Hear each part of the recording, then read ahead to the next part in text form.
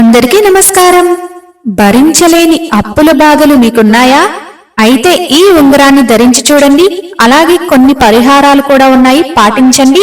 మీరు చేసిన అప్పుల బాధ నుండి విముక్తిని పొంది ప్రశాంతంగా జీవించండి. అంతకంటే ముందుగా వీడియోని ప్రతి ఒక్కరూ పూర్తిగా స్కిప్ చేయకుండా చూసిన తర్వాత లైక్ చేసి, కామెంట్ చేసి, హైప్ అనే ఆప్షన్ క్లిక్ చేసి పాయింట్స్ ఇచ్చి సపోర్ట్ చేయండి. డబ్బు అత్యవసరమైనప్పుడు, చేతిలో రూపాయి లేనప్పుడు అందరికీ గుర్తొచ్చేది అప్పు. ఆరోగ్య అవసరాలు, ఇంటి నిర్మాణం, పిల్లల చదువు, ఇలా పలు కారణాల వల్ల చాలా మంది అప్పులు చేస్తూ ఉంటారు. చేసిన అప్పులు తీర్చినా మళ్లీ చేయాల్సిన పరిస్థితులు కూడా తలెత్తుతాయి. అలాంటి సమయంలో చాలా మంది ఆందోళన చెందుతుంటారు. అప్పులు తీర్చే మార్గాల కోసం ఆలోచిస్తూ ఉంటారు.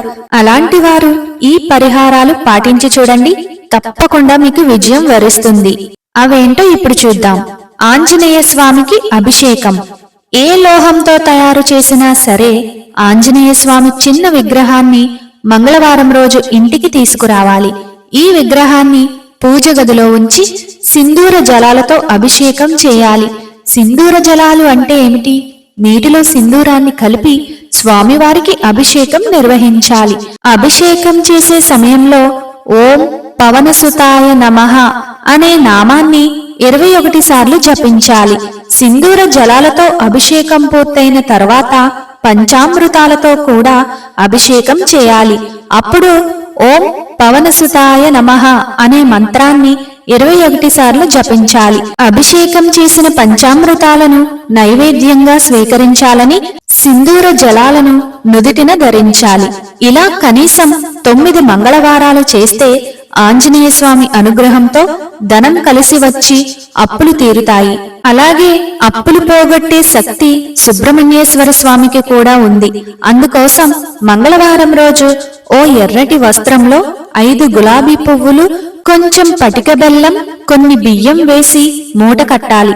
సుబ్రహ్మణ్య స్వామి ఆలయానికి వెళ్లి ఆ మూటను చేతిలో పట్టుకుని అప్పులు పోవాలని ప్రార్థిస్తూ 9 సార్లు ఆలయంలో ప్రదక్షిణలు చేయాలి. వీలైతే అర్చన చేయించుకుని గుడి ప్రాంగణంలో కొద్దిసేపు కూర్చోవాలి.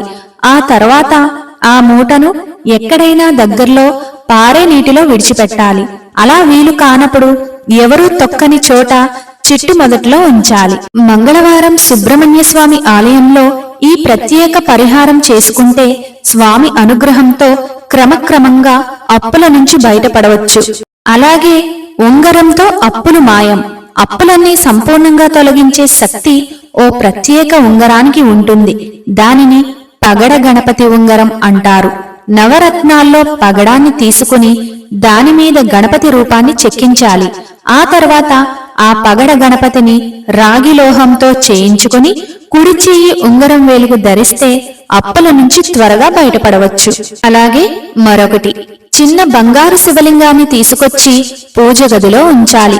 గురువారం రోజు ఆ బంగారు శివలింగానికి ఆవు పాలు లేదా నీళ్లతో అభిషేకం చేయాలి. అలా 16 గురువారాలు శ్రీం శివాయ నమః అనే మంత్రాన్ని 21 సార్లు చదువుతూ శివలింగానికి అభిషేకం చేయాలి.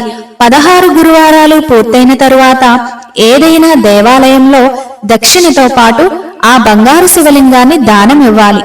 ఇలా చేయడం వల్ల ధనం సమకూరి పెద్ద మొత్తంలో ఉన్న అప్పులన్నీ తీరిపోతాయి. ప్రతి ఒక్కరు వీడియోకి లైక్ చేయండి, తెలిసిన వారికి షేర్ చేయండి. ఇలాంటి మరిన్ని ఇంట్రెస్టింగ్ వీడియోస్ కోసం మన ఛానల్ ని సబ్స్క్రైబ్ చేయని వారు సబ్స్క్రైబ్ చేసుకోండి. Thank you for watching.